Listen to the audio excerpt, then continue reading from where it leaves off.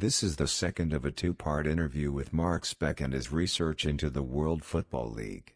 The first part of the interview was featured in episode 228. It's go time.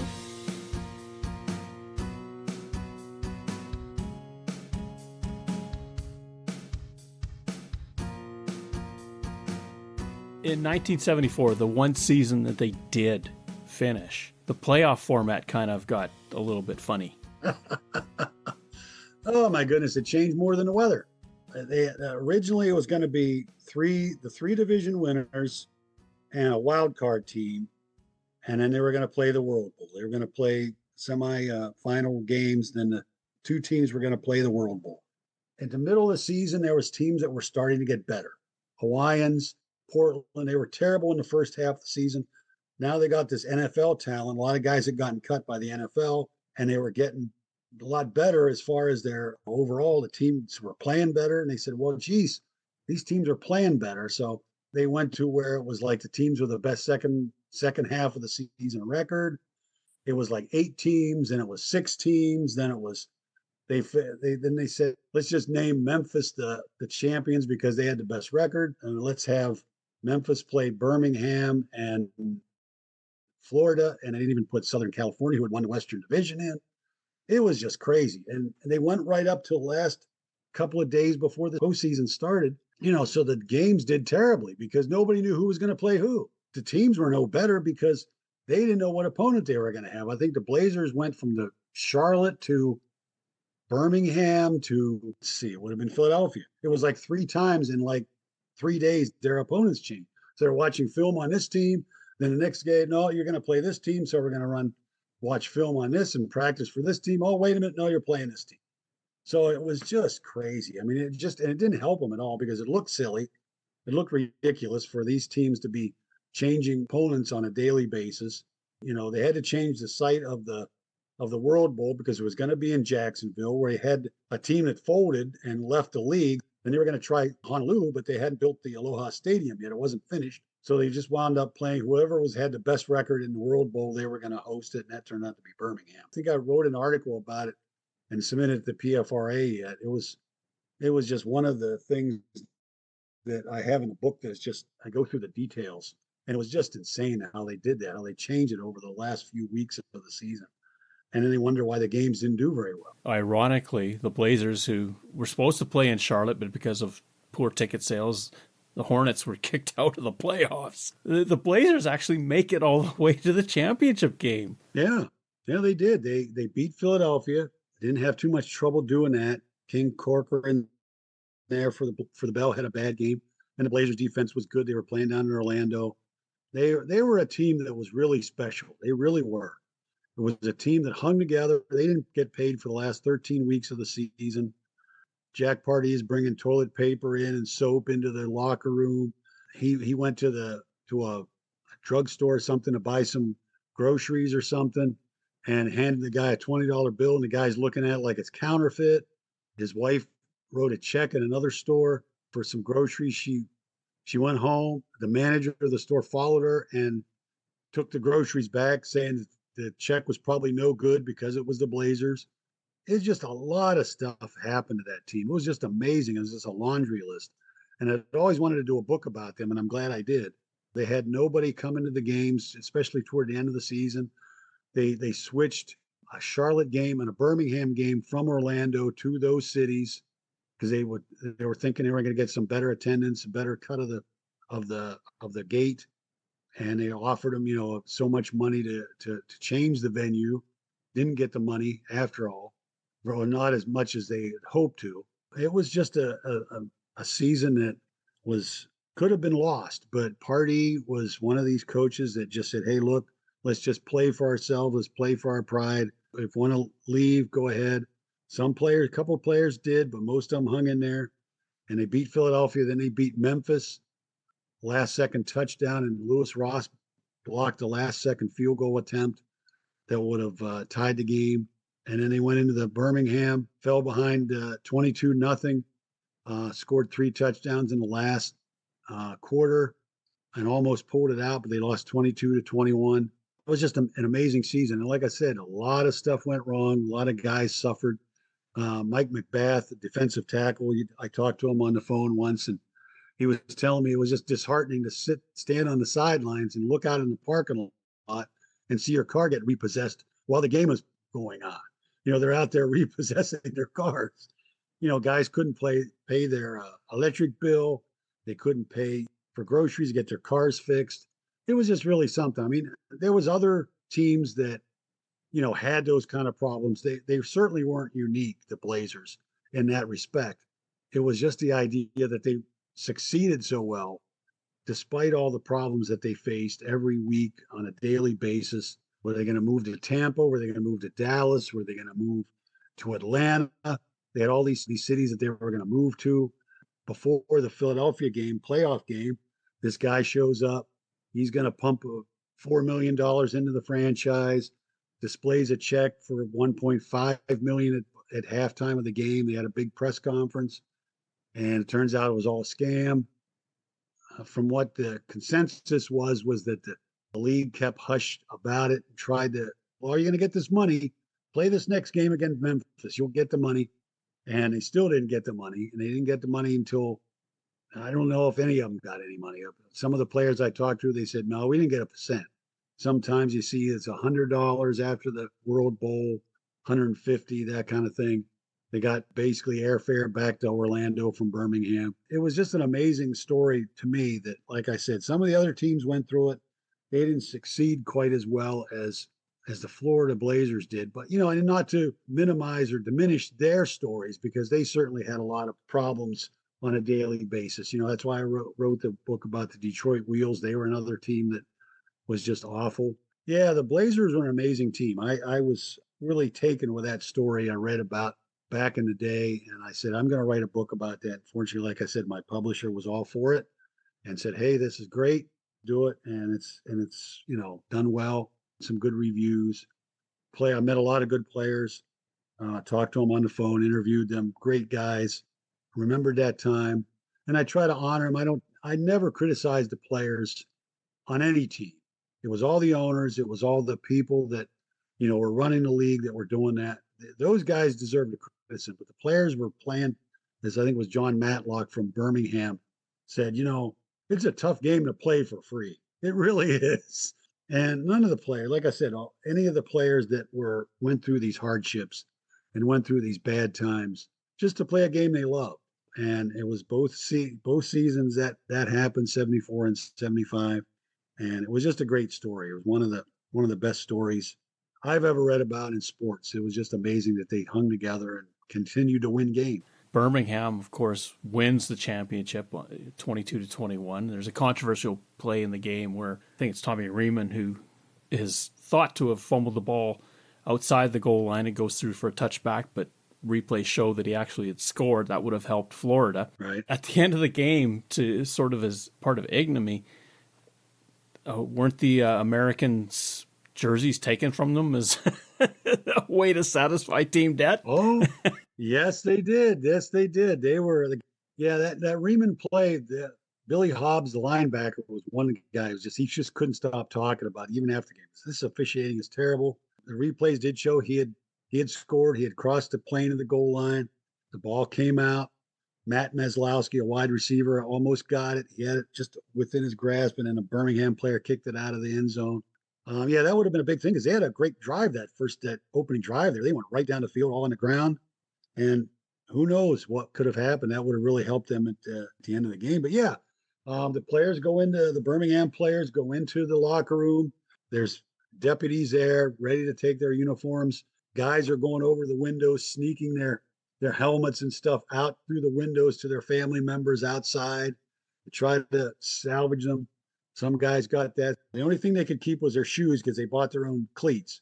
But everything else was fair game for the sheriff deputies to like you said, use to pay off debts. That happened with a lot of teams, even the Blazers.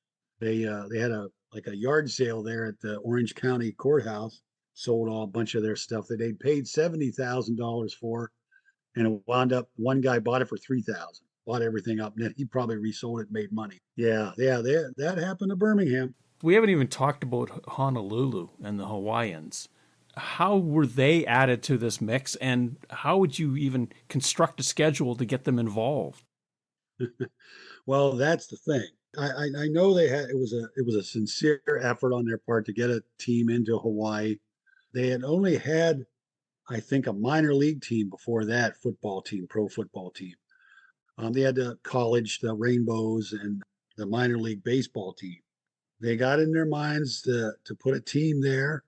It's tough because it's what is it? It's like 6 hours behind New York. So if you want to schedule a game for, say, to air at 1 o'clock in the afternoon in New York, it's got to have to play in Hawaii at in the morning, early morning. And plus the fact that the Hawaiians said weekday football is not going to go here in Hawaii. We're gonna play on Sundays. Everybody else can play when they want. We're playing on Sundays. They were adamant about that. They were playing on Sundays. And say the first team that went over there was Detroit. They played on Wednesday night or Thursday, had to fly all the way to Hawaii and play on Sunday. And that happened for like the first half of the season until they finally said, like, you guys have got to move with the rest of us. And they finally did because they realized that Sunday football wasn't going to draw any more attendance than weekday football. So they moved with the rest of the crowd and finally changed all their games to Wednesday or Thursday, depending on whether they're going to be televised. It was tough because of the time change. Detroit, that was the one game they didn't broadcast on the radio in Detroit because the game would have started at like 1 a.m. with Detroit time. They said, no, we're not going to do that. And in Hawaii, when they first started out, a lot of the officials, the executives in the front office were guys from the mainland, as they like to say. I remember that word from Hawaii Five-0 back in the day, the old show. They made a lot of not very good decisions, including the Sunday football, but they also made a decision that they were going to broadcast the games on tape delay in Hawaii that same day. If they played at, say, 1 or 2 o'clock in the afternoon Hawaii, then at 7 o'clock they were going to play it on the TV. So it's like, why go to the game? Maybe have sit in the rain or whatever, the heat or whatever it was, just sit at home and watch the games on TV. So that was not a smart move. And plus the fact the Aloha Stadium, they were hoping to start that playing there in 74, but there was construction delays. There was all kind of things going on. Workers were getting injured. They thought it was cursed. They had to bring like a shaman in to, like, say a prayer for it. It was all kind of delays. They wound up not playing in there until September of 75. So they had to play in Honolulu Stadium, which was known as the Termite Palace. It was an old wooden stadium, not very big. And so they had to play the 74 season there and part of the 75. I think they were sincere. They had Chris Hemmeter was one of the owners, Sam Battistone. They had some money men involved. It wasn't like they weren't financially sound as far as the owners, but I think they figured out that in order to fill Aloha Stadium, 1 out of every 14 people in the islands has to be there. So they just didn't have the population. It just wasn't populated enough to actually support a team with enough of an attendance to make it a go. It was interesting. They played there. They've signed a lot of guys to future contracts, and a lot of the guys played there because they'd much rather play in Hawaii in the wintertime than New York or Philadelphia or someplace like that. So they wound up having most of their players that they signed, they got cut or released by the NFL or played in 75, like Calvin Hill. And no, they went. Now, you mentioned Hemmeter, and Chris Hemmeter, he does become, after Gary Davidson, in charge of the league. It was kind of there's still some conjecture about how Davidson left the league. He says he resigned. Some of the owners, like Tom O'Riger in Chicago, said they kicked him out. They had enough of him. Tom O'Riger was a good owner for Chicago. Didn't spend a lot of money on talent, but he had a lot of money. And what got him, he was very excited about the league when it started out, but when teams started to fail, he didn't like the fact that he had to not only pay his payroll, he had to support these other teams like Detroit, Jacksonville, and give them money to other teams that were financially failing. So he says, I don't want to pay for somebody else's mistakes. So he was one of the guys that led the league, bloodless coup, you might want to say, about getting rid of Gary Davidson there in October of 74. And he did leave. So Hemmeter came in. He didn't want to be the commissioner. He wanted to be called the president. So he called himself the president, had the Hemmeter plan, which percentage of the gate, as far as the salaries were based on attendance. They got a flat fee of 500. If the attendance was so much, then they got a little bit more. Some of the players liked it, some of them didn't. It was a good plan, and people say that if he would have been there as maybe the commissioner at the start, maybe they'd have done a little bit better. He had money, he had some good ideas. Would have been a success? Who knows? Couldn't have been any worse. Let's put it that way.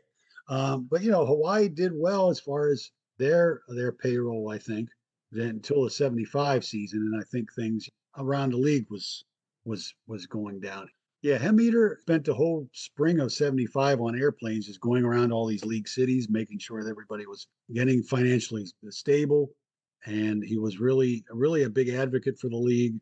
And so I think that would have been a better choice, that at the start, if Davidson had said, "Hey, let's put Hemmeter in here," if they couldn't find like an Upton Bell, would have been a good choice to start out as commissioner, or Burt Bell Jr., his brother, or a couple of names that came up were Don Klosterman from the Rams and Al Davis, of all names. If anybody could have gotten the WFL over the hump, it would have been Al Davis. He would have been in there fighting tooth and nail. But yeah, Davidson was out. I think he started World Team Tennis and some kind of bowling league after that. Not everything he did was negative. He helped with salaries. He was one of Sports Illustrated came out with their top influential people of in sports. He was one of them. I think sometimes he gets a bad rap, and deservedly so in some aspects. I mean, like I said, no vetting of owners. Not a really good idea to start as quick as he did, but he did some good things. He had some good ideas. Like I said, he made a good salesman, a good promoter, but as an administrator, he wasn't very good. And like he himself admitted, tried a lot of the things that we did in the WHA that worked there, but just did not work in the WFL. He admitted he made some mistakes. He was out. Hemmeter took over, and like I said, Hemmeter he had a good business mind. Had a good company that he was involved with. And sadly for the WFL, it's prior to week 13 of 1975. I think it's October the 22nd, a Wednesday or something like that. They announced that's it, we're done. Yeah. They're so cash strapped, and I think the speculation was at the time they needed at least $40 million just to get through this season and the one that they had planned for the next. There was just no point going further. The money wasn't there. They had met a week before. That would have been week 11. They met in I think it was the 12th, and they got together. All the scuttlebutt was going around. What's going to happen? What's going to happen to the league? They decided to keep going. They didn't drop any teams. They were talking about dropping Portland and Philadelphia because they were so bad as far as attendance. San Antonio was really hurting. They were talking about dropping some teams. They were talking about folding. But they said, no, let's go ahead and keep going and keep trying. That next week, again, was terrible. Not many people in the stands. And they just finally met again and said, they voted, and I think it was 6-4 to vote to say, now let's just throw in a towel. We've had enough. Yeah, I think that somebody said that it would have taken, I don't know how many years. It's like 12 years just to pay off all the debts before they would have broke even if they'd have kept playing. So it was just crazy. It was just, they just had so much money they lost. I think they found out it was like 30 million in a year and a half, which I think is like something like 150 some million nowadays in today's money in just a year and a half. 4 teams still wanted to keep playing, amazingly. Like you said, the 22nd, that's when they, announced they were going to fold. Again, just not, just a year and a half into it. And for those interested, the Birmingham Vulcans win the championship because they had the best record, 9-3 that year. Some people say that. I don't know. I know that they declared them the champions because they did. They had the best record. I'm not sure if that's official or not. They did that themselves. I don't know if they ever got rings or anything, but they had the best attendance. They played a scrimmage game against Memphis that drew 35,000 people. Nobody else could draw that. And like I said, I think Birmingham really took to them, even if they were in the Americans and when they were the Vulcans. The teams, like we had talked about earlier, the teams that didn't have any competition from the NFL seemed to do better. Some of them did anyway. Memphis and Birmingham were probably the two best ones. But yeah, it was.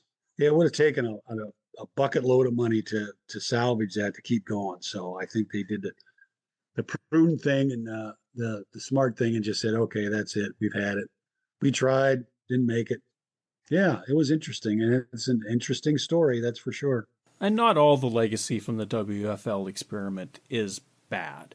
They did do a couple of innovative things on the field. Explain to me what the action point was. Well, the action point was a guy named William Finneran came up with it, and they didn't want to have the kickers. They were tired of kickers had taken over football in the NFL. Like 7 or 8 of the top 10 top scorers in the league were kickers. So they had pretty much the field goal had become too prevalent. So the WFL didn't want that. Finneran came up with all these facts and figures about where to put the ball, how to do it. He came up with the best place to score from would have been a 2.5 yard line. So it was going to be scored by either running or passing. You couldn't kick. I think it was one of their better ideas. I wasn't crazy about the 7 point touchdown. I think they should have kept that 6, but you're going for innovation, you're going for something different. And it wasn't 1 point. Action point was 1 point. That was one of their better ideas. And then I think that was probably something that the NFL didn't. I don't think it was years after that. I think they finally thought they were going to do it. The same guy that did the action point then came up with the colored coded pants in '75, which like different positions will wear different colored pants, purple, white, green, and teams refused to wear them. Memphis said, no, we're not wearing these things. And they were supposed, I think one game they played, it was Southern California at Philadelphia, and they wore them. It did look silly. It was not, they wore the same jersey, the regular team jerseys, but they wore these different colored pants. Vince Papale said it looked like the guards at the Vatican. When you're watching players, and you're trying to defend against the pass, you're looking at their pants and you're looking at the colored pants. Like if some team had a white pants on and maybe the other team had red pants on, you're looking for that, that color. And have all these different colors was just too confusing. They scrapped the idea in the preseason. Like I said, I think they only wore them in one game. They also had the idea of having field goals being different lengths, being different points. Anything within the 10-yard line was 1, 10 to the 19 was 2, and then after that it was 3. That didn't work out because it just was confusing. And in my opinion, they probably, if somebody was at the 18-yard line and they'd take a deliberate penalty, move the ball back, and then instead of a 2-point field goal, kick a 3-point field goal. And the defense would do the same thing. If you're at the 11-yard line, well, you jump off sides, okay, move the ball inside of 10, and it's going to be a 1 point instead of a 2. They tried it. A couple of field goals in the preseason there in '75 were kicked that were 2 points. I don't know if they had a 1-pointer or not. Again, some of the good ideas, action point was a good idea. The football having the Palomino gold with the orange stripes. I've got one. That was a good idea. Some of the new ones they moved the goalpost to the back of the end zone. 1 foot in bounds when catching a pass.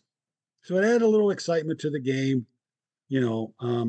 I think that helped a lot, draw some attention to it, and draw some attention to the league, draw some attention to the players.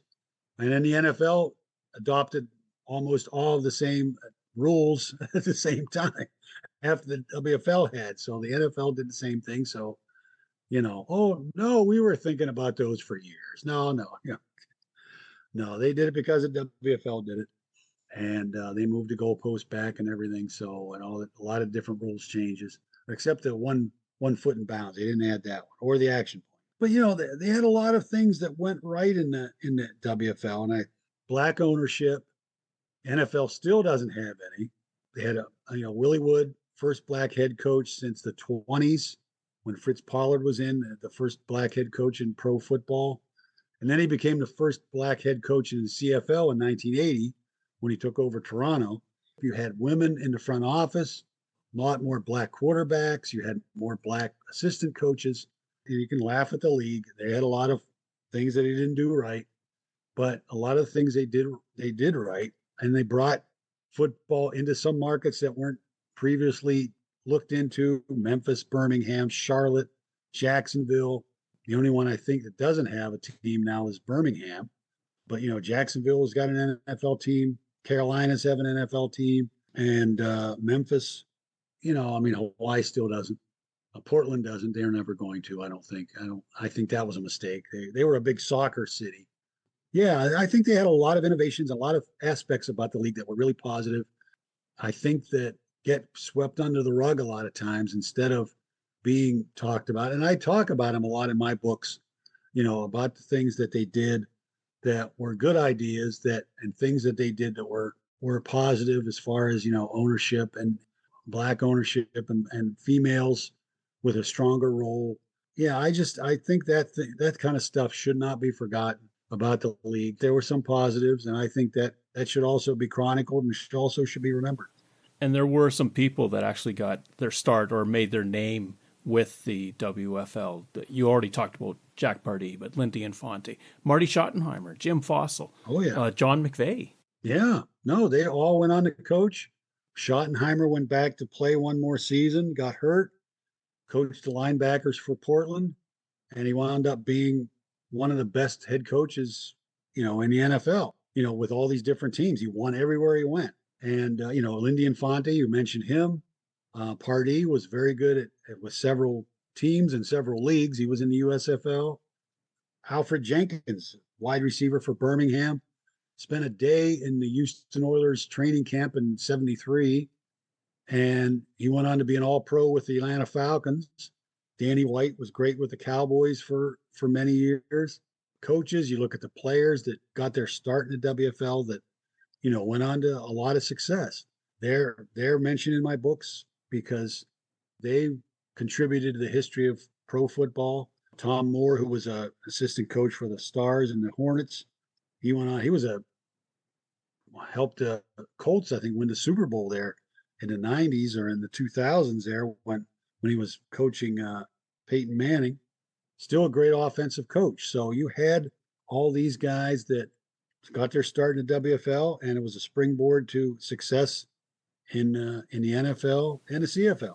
We've only touched on the story of the WFL, but the one thing that you have done, and we talked to it at the beginning of the show, the books that you have written. Can you enumerate the books that you've written and let us know where they can be found? Well, all of my books are on Amazon, Amazon.com, or you can go through the publisher, St. Johann Press. And if you do go through them, and if you mention WFL websites, they will drop the shipping charge. But Amazon is probably the best place to get them. They're available there. The encyclopedia for now, until we get the new one out, that's the best place to get them, or through the publisher. Please do. They sell fairly well, make brisk sales, get good reviews, which I'm happy about, not only for me, but for the players, for the people who are involved in the league, that their story's getting out there and people are learning about it now, years later, and finding out about the league, that it doesn't get forgotten, it doesn't get lost in the shuffle of football history. I've got my friend Richie Franklin, who runs the WFL project now. I think we started up last August. It's a great site on Facebook. It's a group. Richie is a great advocate for the WFL. He started this whole thing because of the fact that he went to Canton and saw that they had gotten their other leagues display out of Canton, out of the Hall of Fame, was upset about it, tried to get a hold of them. Why aren't you doing this? Didn't get much response. So he's organized team reunions. He's been there with different teams, and he's gotten the WFL project, which is doing great. We've got cheerleaders, we've got former players, executives, we've got collectors, we've got memorabilia guys, we've got guys that know stats, game accounts. I contribute some of my transactions and stuff that I've got.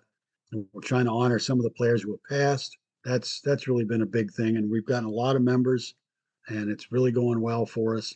Amazon.com or the St. Johann Press, where to get my books. I'm just trying to honor the league, honor the players, and have them be remembered even years later. That's a very noble cause. Well, things like that shouldn't be swept under the rug just because it isn't the NFL. I feel the same way about the CFL. I think that they have a very illustrious history, a lot of great players. I love the game. I'm a fan of the CFL. I watch the games. They're exciting. I think they're a lot more exciting than the NFL games. You've got all these different rules that make it more exciting. You've got good players. I think that leagues like the CFL, like the WFL, the USFL, any of these other leagues they call them, shouldn't be forgotten. I like to honor them, players, anybody that was involved in it, because a lot of them have good memories. A lot of them love to talk about it. I've gotten more information from some of the guys that have posted on there, some of the former players. He was a great guy, and I remember this play when he did this. You hear all these reminiscences, and it's great to hear them talk about it, to remember that kind of thing. For the most part, I'm sure some of them, are probably still waiting for their money. I'm sure they're not exactly completely happy about it. They pass along their good stories about it, and I think that's a great thing. Are you on the socials, and where do people find you if you are? I'm on Facebook. I've got a Blazers page group that I have. I have my own, and I have my wife started a page about my books, about the author side of it. My page is just me, but that she's got, anytime any announcements come out about football, any of my books coming out, she will post those on there, when they come out, where you can get them, that kind of thing. And I have, like I said, a Blazers page where I post same kind of stuff, honoring some of the players. WFL project, I'm in that. Also have a page about the Central Pennsylvania Whitetail Bucks, which is the semi-pro team that played in Central PA when I was a kid in the 70s. And I have a group about them. Great bunch of guys there too. So, I'm on Instagram, but that's more of a personal one. So the Facebook, I've got a couple of things that I'm involved in that I think are very worthwhile endeavors and very worthwhile for history and for contributions to the game. They shouldn't be forgotten. They should be still recognized and in some cases honored. And some of those players and coaches, like you mentioned, Lindy Infante, they were great coaches in the NFL. But they got their start in the WFL, where they got their career started. I think it's a great story, and I'm glad to see that so many people are interested, and people like you, Don, to have me on here and talking about it. I appreciate it. We're getting a lot of members in the WFL project. I've got a lot of people in the Blazers one. There's people out there that are interested in it. I'm glad to see that. I'm glad to see that they're. I remember when I was a kid, when I was a teenager, watching those games and collect stuff and helmets, jerseys. It's just an amazing group of people, and I love to see it. Warms my heart because of the fact that back in '88 when I started doing this, I said nobody's doing this. There's nobody out there crazy enough to be researching a league from like 13, 14 years before and going over this stuff. And then I get into PFRA, find Todd Mayer, find out there are other people in there that are just as interested as I am, if not more. And that's a great thing to network that and do that. So that's helped me along the way and helped me with not only my writing, but just being able to talk about it and have groups about it that can talk about the different things that happen. It was a fun league, had a lot of personalities. A lot of things went wrong, but there was a lot of things right about it. Again, should be remembered. And there was a lot of innovations they did that are in football. Yeah, I think it's a wonderful thing. Glommed onto it there in the 80s. And I just started researching it. And when I did, I heard all these great stories. I said, I got to write them. And I haven't stopped since. And, and like I said, I still find stuff today. I got a guy that is in Winnipeg, a friend of mine. He's got a list of like 2,000 names of players who were cut by the WFL. And he researches these guys, goes into when they played, where they played, who they played for. And it's an amazing thing. We kind of network and exchange information. Well, stuff like that is just amazing. I just think it's a wonderful thing that 50 years later, and this is 50 years this year, it's still being talked about. It's an amazing story, amazing story. And again, Don, I appreciate you having me on here. I love talking about it, as you can tell. I do appreciate it. And I think that, again, this is another venue for people to find out about it. The podcasts are great. I've done numerous podcasts over the years. I think it's another great outlet to get people to listen because it's a new thing. It's technology at its finest that you can do something like this.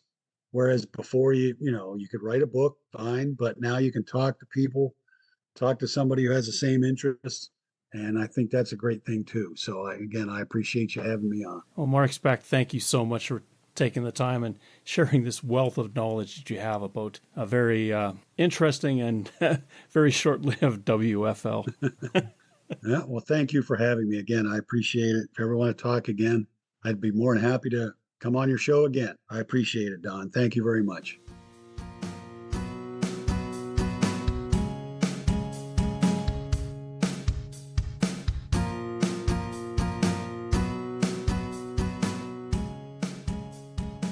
Thank you for listening to our show. Third Down Gamble is hosted on Podbean and can be found on Apple Podcasts, Google Podcasts, and Spotify.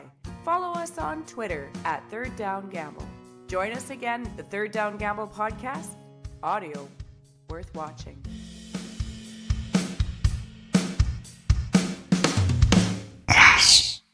Third Down Gamble uses the expert resources provided by Canadian Football League player and game statistics for analytics, game notes, and statistics, and 3downnation.com for news, insight, and in-depth analysis. Please visit cfl.ca and 3downnation.com for the most up-to-date information on the Canadian Football League.